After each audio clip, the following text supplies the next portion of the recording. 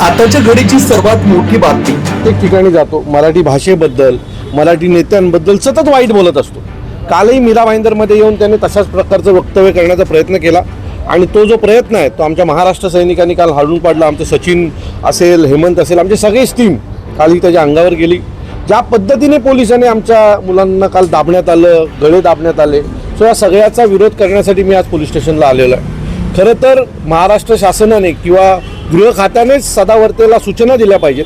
ह्या गोष्टी घडतात का, तो कारण नसताना, म्हणजे कुठलाही विषय असो, सदावर्ते आम्हाला मध्ये आणतो, मराठी भाषेला मध्ये आणतो, सतत भाषेच्या विरोधात काम करत असतो आणि तो या सगळ्या गोष्टी, त्याला मिळालेलं संरक्षण याचा गैरफायदा घेऊन खूप जोरजोरात बोलण्याचं काम करतो.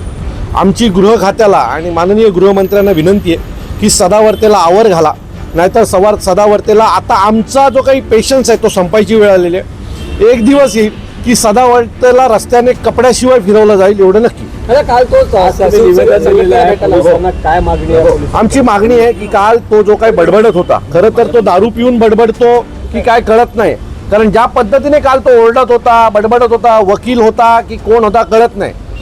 मला असं वाटतंय की ज्या प्रकारे त्याचं बिहेवियर आहे आणि जो तिथे तो बडबडत होता त्याच्या विरोधात देखील आम्ही आता तक्रार केलेली आहे आणि त्याच्यावर गुन्हा दाखल झाला पाहिजे अशी मागणी आम्ही आता नवघर पोलीस स्टेशनला केलेली आहे. अपेक्षित आहे की आज संध्याकाळपर्यंत याच्या बाबतीत योग्य ती कारवाई होईल.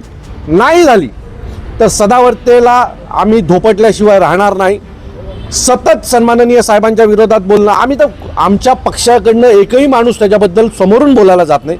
तो दरवेळेला काय घडलं की सुरुवात सन्माननीय साहेबांपासून करतो, मराठी भाषेपासून करतो आणि हे जाणून बुजून तो आम्हाला भडकवण्याचा प्रयत्न करतोय. मग जसा मराठी आंदोलकांनी त्याला घरात घुसून मारलं होतं तसं आम्ही मारायची वाट सरकार बघते का? सरकार त्याला समज का नाही देत आहे? का जाणून बुजून आमच्या अंगावर? त्याला अपेक्षित काय आहे की आम्ही भर रस्त्यात त्याला कपडे काढून मारावं, हे त्याला अपेक्षित आहे का?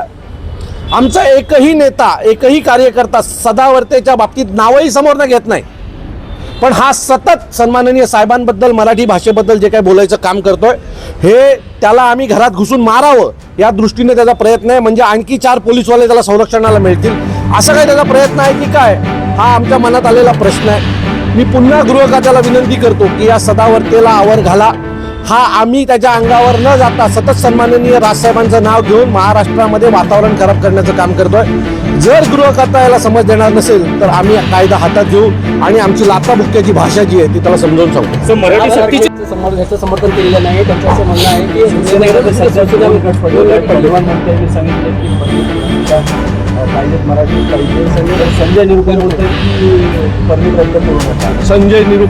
संजय निरुपमाने स्वतःला सांभाळावा असं त्याला येणार असं आवाहन केलं.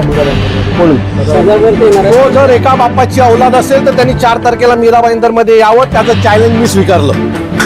मराठी सक्तीच्या वरून सांगितलं की 15 लाख रिक्षावाले आंदोलन कुठून आले 15 लाख? अहो, मी काल अधिकृत RTO कडनं आकडा घेतला तर आपल्या MMR रिजनमध्ये 4,10,000 रिक्षा आहेत. कुठून आले?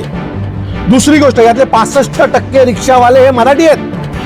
मुंबईतला काही भाग सोडला आणि ठाणे शहर किंवा मीरा भाईंदर मधला काही भाग सोडला तर बाकीच्या संपूर्ण कल्याण, डोंबिवली, ठाणे या भागामध्ये प्रचंड मोठ्या प्रमाणात मराठी रिक्षावाले आहेत. 65% वरती रिक्षावाले मराठी आहेत आणि बऱ्यापैकी जे भैया रिक्षा चालवतात त्याचं परमिट मराठी माणसाचं आहे. कुठून आला हा आकडा 15,000 आणि 4 लाख, 15 लाख आणि 4 लाख? हे सगळं आकडे हे महाराष्ट्रातलं वातावरण खराब करण्यासाठी आहे. महाराष्ट्रामध्ये आमची ताकद खूप जास्त आहे. 15 लाख आकडा सांगून आमची महाराष्ट्रात खूप मोठे ताकद आहे दाखवण्याचा प्रयत्न केला. खरं तर महाराष्ट्रामध्ये सगळ्यात जास्त मोठ्या संख्येने रिक्षा चालक हे मराठी आहेत. तुम्ही पाहिजे तर तुमच्यापैकी अनेक पत्रकारांनी मागच्या 4 दिवसात आमच्या अनेक मराठी रिक्षा चालकांच्या बाईट घेतलेल्या आहेत, तुम्ही त्यांना ऐका. आणि दुसरी गोष्ट, अशीच काही